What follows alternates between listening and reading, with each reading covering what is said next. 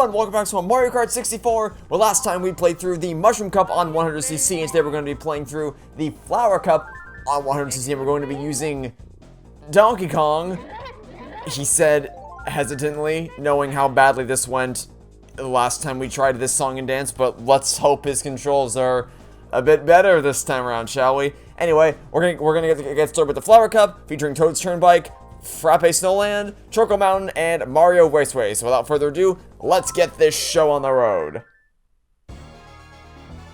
Okay, so for today's topics, I think we're gonna be able to get through a few of them at once. Well, not once, but you know what I mean.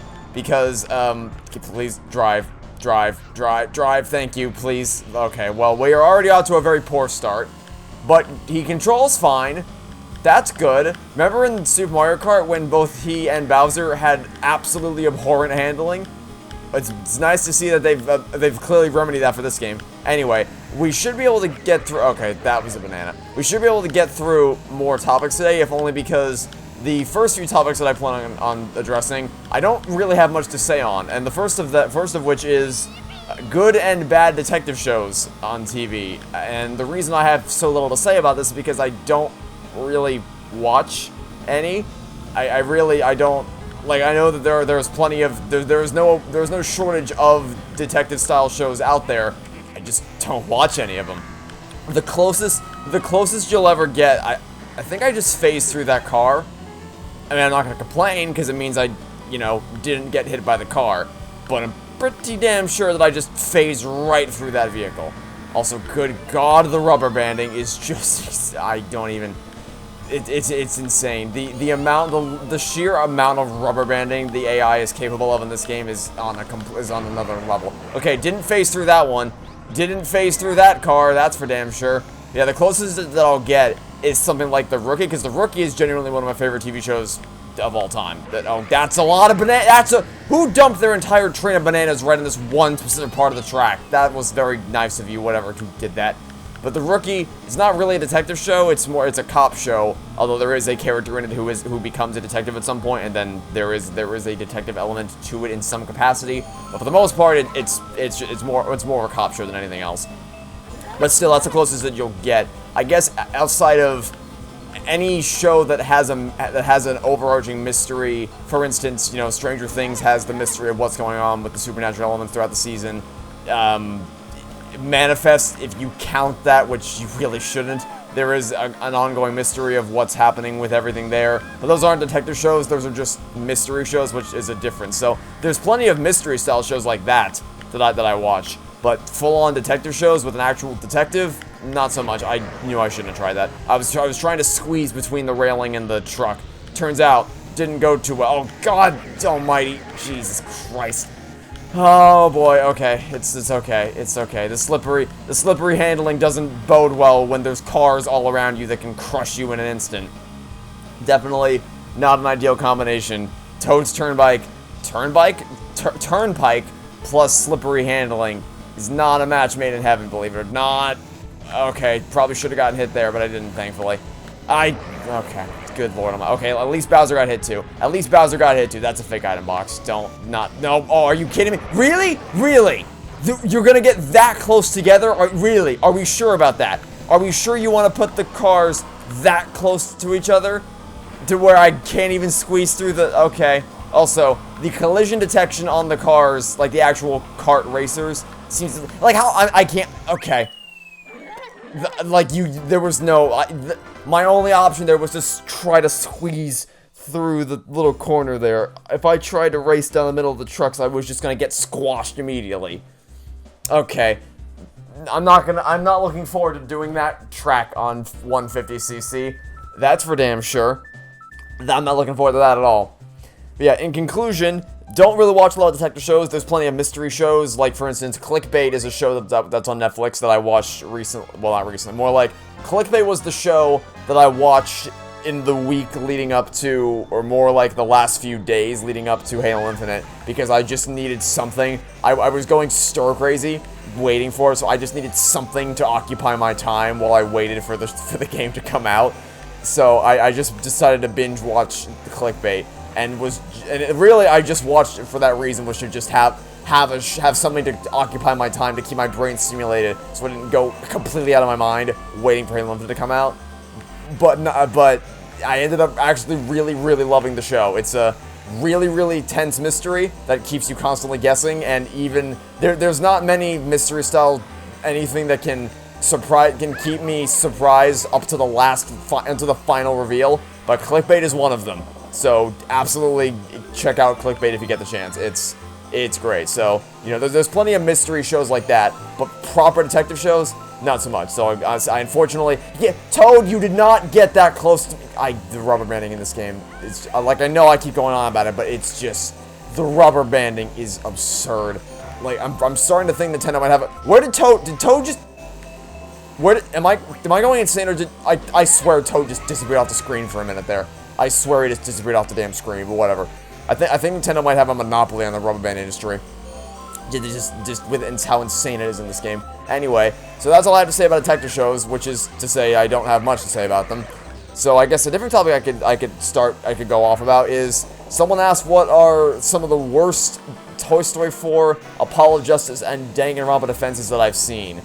And well, for Toy Story 4, just listen to the stream that I did on November 15th to celebrate Halo Infinite's multiplayer launch day.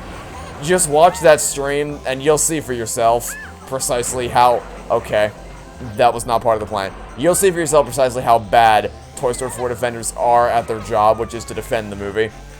But my favorite quote is probably, "The first 3 movies don't matter at all." That's probably my favorite quote that came from that stream. Apollo Justice, the thing that gets under my skin so much that everyone constantly says is, well, the police are supposed to be morons. They're supposed to be incompetent that don't take basic things into account. That's the intent. As if saying it's intentionally supposed to be moronic justifies the idiocy. So, you know, that constantly gets under my skin whenever I see that. As for Danganronpa defenses, I mean, there's really just so many to choose from. Like, honestly, you can go check many comment threads from mainly my V3 LP.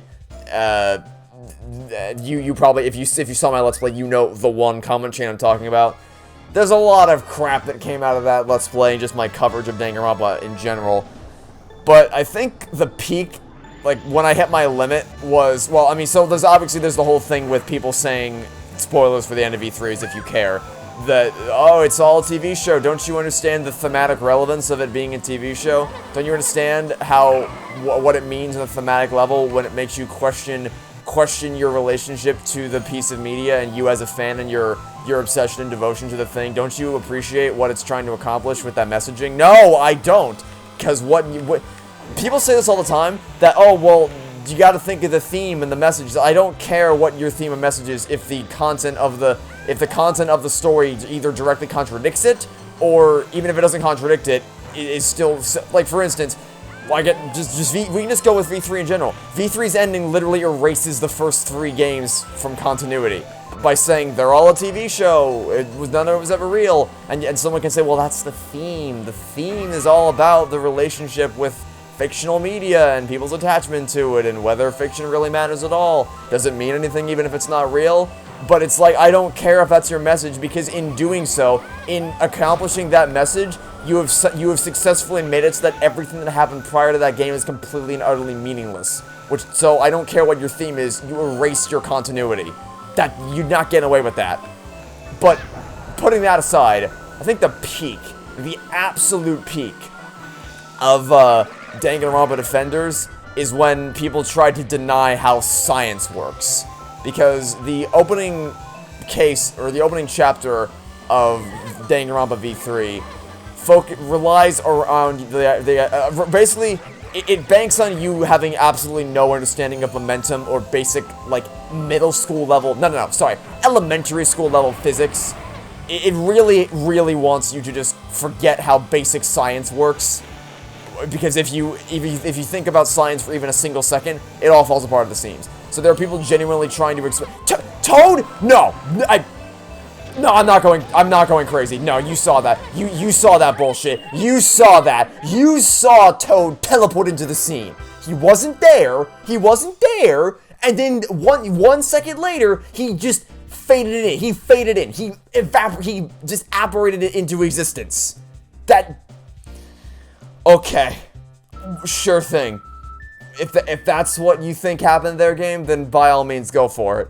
But I was not aware that people could just teleport into the scene. Great. That's lovely.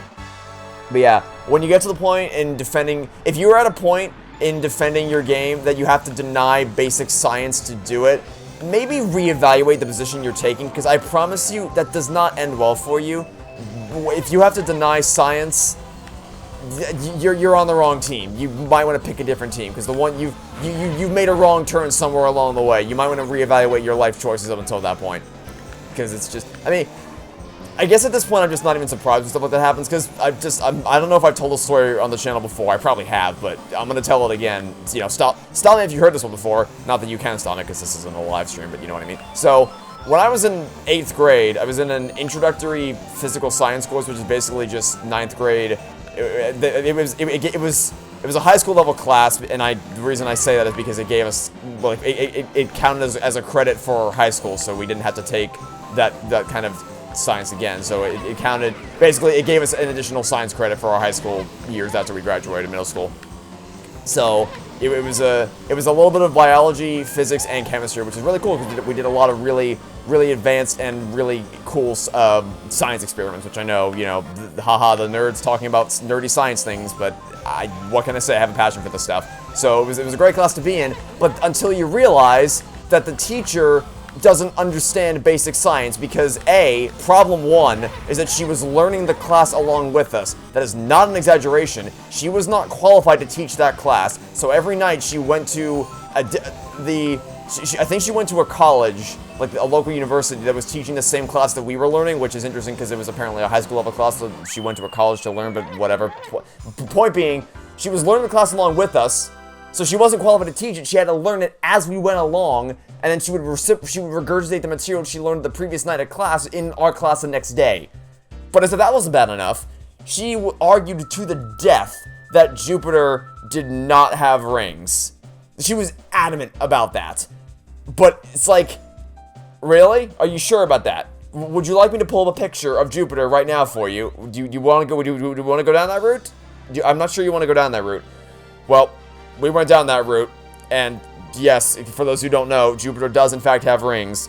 And my middle school science teacher teaching a high school level class tried to tell us that Jupiter didn't have rings. And that's kind of the moment when I realized, oh, so it doesn't actually matter what authority someone has or what title they have if they're just completely wrong. Because what's something that people will say a lot is, oh, well, I mean, if they have a prestigious title, then of course they know what they're talking about.